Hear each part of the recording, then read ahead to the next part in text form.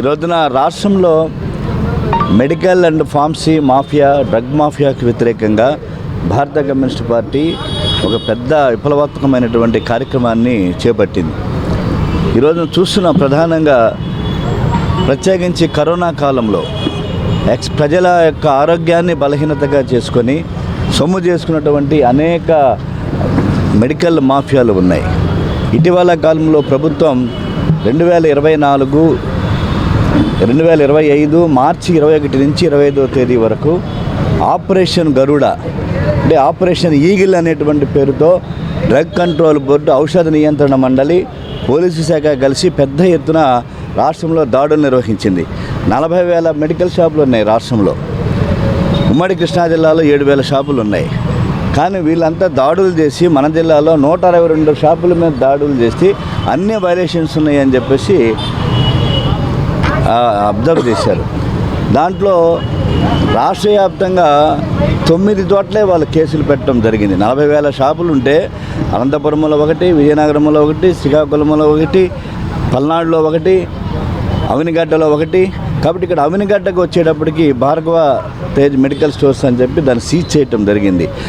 ఉత్తరాఖండ్ నుంచి expiry dates, ఆల్ఫ్రాజోన్ లాంటివి, ట్రెమిడాల్ లాంటివి, ఆల్ట్రాసెట్ లాంటి ట్యాబ్లెట్స్ అన్నీ కూడా ఎక్స్పైరీ డేట్స్తో కూడినటువంటివి కూడా సప్లై చేశారు. దీనికి విజయవాడ నగరంలో ఉన్నటువంటి ఒక ప్రముఖ వ్యాపారస్తుడు కొండపల్లి బుజ్జి అనే అతను దీనికి ప్రధానమైనటువంటి సూత్రధారి అని చెప్పేసి ఆనాడు పత్రికలు గగ్గోలు పెట్టినాయి. కానీ ఆపరేషన్ గరుడ ఏమైపోయిందో తెలియదు, ఆపరేషన్ ఈగిల్ ఏమైపోయిందో తెలియదు. ఈనాటి వరకు వారి మీద చర్య తీసుకోవాలా. ఒక అవినిగడ్డ షాప్ మాత్రం సీజ్ చేశారు, ఎఫ్ఐఆర్లో ఉన్నది. కాబట్టి ఇవాళ ఒక మెడికల్ మాఫియా, అలాగే కార్పొరేట్ హాస్పిటల్స్, ప్రైవేట్ హాస్పిటల్స్ లోపల 15% యాక్సెస్ రేట్ తోటి మందు అమ్ముతున్నటువంటి పరిస్థితి, దోచుకోవటం అన్నమాట. కాబట్టి ప్రజలు ఇవాళ దోపిడీ గురి కాపాడుతున్నారు. రాష్ట్ర వ్యాప్తంగా, దేశవ్యాప్తంగా దీని మూలాలు ఎక్కడో ఉన్నాయి. కాబట్టి నిషేధిత మందులు, ఎన్ఆర్ఎక్స్ మెడిసిన్స్ ఏవైతే ఉన్నాయో వాటిని అమ్మకూడదనేటువంటి నిబంధనలు ఉన్నా కూడా, డాక్టర్ మెడికల్ ప్రిస్క్రిప్షన్ లేకుండా అమ్మకూడదనేటువంటి నిబంధన ఉన్నా కూడా కోట్లాది రూపాయలు సొమ్ము చేసుకోవటానికి పద్ధతుల్లో ఇవాళ. కాబట్టి ప్రజల ఆరోగ్యంతో చెలగాటమాడుతున్నారు. కాబట్టి ఈ రోజున సిపిఐ ప్రజారోగ్య రక్షణ దినంగా ఈ రోజున 14వ తేదీన భావించింది.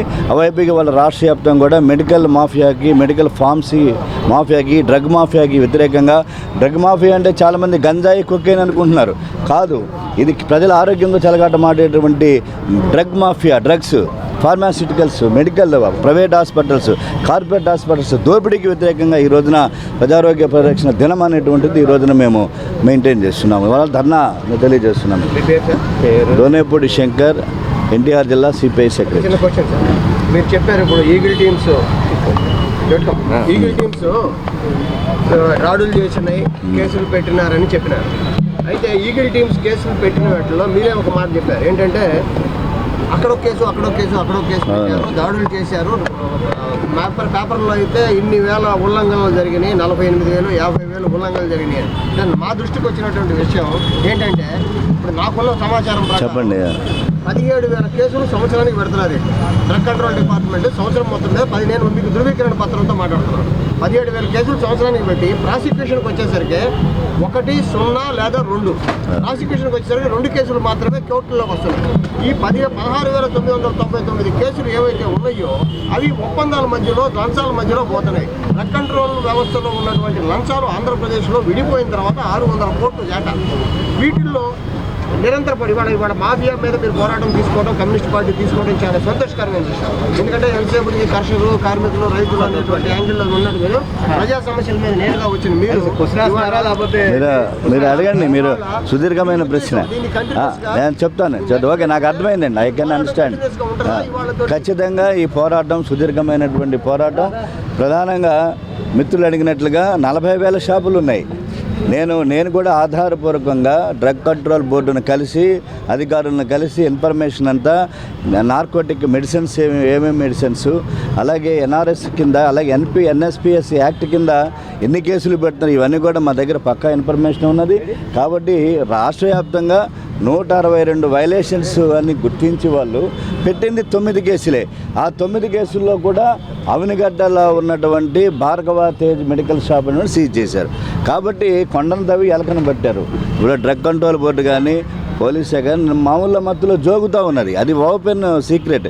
కాబట్టి ఇంత పెద్ద ఎత్తున మెడికల్ మాఫియా రాజ్యమేలుతుంది. ఇవాళ ఐసీఎంఆర్ చెప్పింది కరోనా టైంలో ఇంజెక్షన్స్, డీసీఎంఆర్ ఇంజెక్షన్స్ ఏవో చేశారు.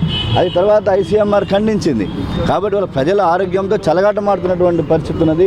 దానికి వ్యతిరేకంగానే ఇది కంటిన్యూస్ పోరాటమే సిపిఐ మెడికల్ మాఫియాకి వ్యతిరేకంగా. ఇది ఒక రోజుతో ధర్నాతో ఆగేది కాదు, ధర్నాతో కంట్రోల్ అయ్యేది కాదు.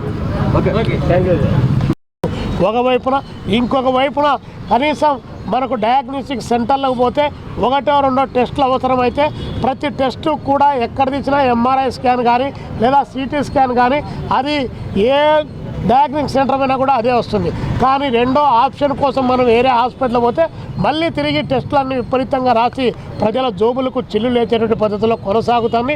ఎక్కడ కూడా రేట్లు నిర్ణయించి ఆ హాస్పిటల్ ముందు మెనూలు పెట్టి ఆ మెనూ ప్రకారం డబ్బులు వసూలు చేసేటువంటి స్థితి లేదు. 10 రూపాయలు అయ్యేటువంటి మెడిసిన్ ఈరోజు 100-130 రూపాయలకు కూడా అమ్ముతూ ఉన్నారు. ఏమాత్రం మందులపైన నియంత్రణ లేకుండా ప్రజలను దోపిడీ చేసేటువంటి పద్ధతిలో కొనసాగుతున్నటువంటి నేపథ్యంలో మెడికల్ అండ్ డ్రగ్స్ మాఫియాకు వ్యతిరేకంగా ప్రజల యొక్క జీవించే హక్కును కాలరాయి వేద్దని చెప్పేసి మేము డిమాండ్ చేస్తూ ఈ ఆందోళన చేస్తున్నాం. ఇప్పటికైనా రాష్ట్ర అసెంబ్లీలో దానిపైన చర్చించి రాష్ట్రంలో ఖాళీగా ఉన్నటువంటి ఈ నియంత్రణ అధికారుల పోస్టులు ఏవైతే ఉన్నాయో వాటి భర్తీ చేయడంతో పాటు ఫార్మసీ చదివినటువంటి 60,000 మంది నిరుద్యోగులుగా ఉన్నటువంటి వారిని అర్హత కలిగిన వారిని వాటిలో నియామకాలు చేపట్టడంతో పాటు జరుగుతున్నటువంటి దందా పైన ఫార్మాస్యూటికల్ కంపెనీల పైన అవి తయారు చేస్తున్నటువంటి నాణ్యత ప్రమాణాలు లేనటువంటి వాటిపైన కాస్మోటిక్స్ అండ్ డ్రగ్స్ యాక్ట్ ప్రకారం పూర్తి స్థాయిలో చర్యలు తీసుకోవాలని చెప్పేసి ఈ సందర్భంగా ప్రభుత్వాన్ని మేము డిమాండ్ చేస్తున్నాం. దీనిపైన భవిష్యత్తులో కూడా ప్రజల యొక్క ఆరోగ్యం రక్షించాల్సిన బాధ్యత ప్రభుత్వం పైన ఉంది. జీవించేటువంటి హక్కును కాలరాయవద్దని చెప్పేసి ఈ సందర్భంగా మేము డిమాండ్ చేస్తున్నాం. ఈ దేశంలో విద్య, వైద్యం విపరీతమైనటువంటి వ్యాపారానికి గురవుతున్న నేపథ్యంలో ఆ వ్యాపారాన్ని అరికట్టమని చెప్పేసి మేము కోరుతా ఉన్నాం. మెడికల్ అండ్ ఫార్మాస్యూటికల్స్లో ఈ రోజున మా అవినీతి అక్రమాలు విపరీతంగా జరుగుతూ ఉన్నాయి. మాఫియా రాజ్యం వెళ్తూ ఉన్నది.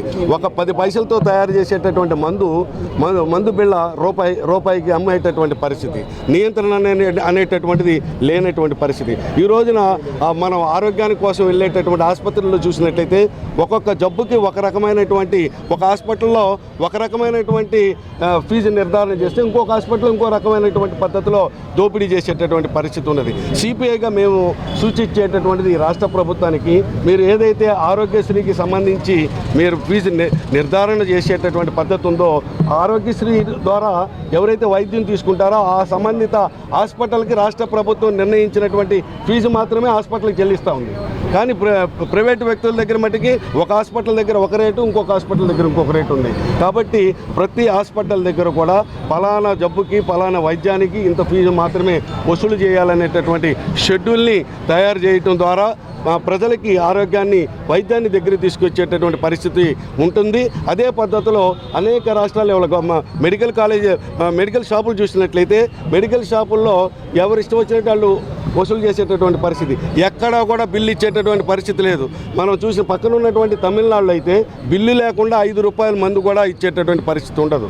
కాబట్టి బిల్లు లేనటువంటి పరిస్థితి, అలాగే వారి అర్హత లేనటువంటి వారు కూడా మందులు వారు స్వయంగా వారే మరి అందించేటటువంటి పరిస్థితి. డాక్టర్ యొక్క ప్రిస్క్రిప్షన్ లేకుండా మెడికల్ షాప్ ఎవరైతే నిర్వహించేటటువంటి వారు ఉన్నారో వారే ప్రిస్క్రిప్షన్ ఇచ్చేటటువంటి పరిస్థితి వలన ప్రజలకి ప్రమాదం జరిగేటటువంటి పరిస్థితి ఉన్నది. కాబట్టి ఈ మెడికల్ అలాగే దీంట్లో ఫార్మాలో జరిగేటటువంటి మాఫియాని అరికట్టేటటువంటి దానికోసం రాష్ట్ర ప్రభుత్వం సరైనటువంటి చర్యలు తీసుకోవాలని ఆ వైపుగా సిపిఐ, భారత కమ్యూనిస్ట్ పార్టీ సిపిఐ విజయవాడ రాష్ట్ర వ్యాప్తంగా కూడా ఈ ఆందోళన కార్యక్రమం చేపట్టడం జరుగుతూ ఉన్నది. రాబోయేటటువంటి కాలంలో దీన్ని అరికట్టాల్సినటువంటి బాధ్యత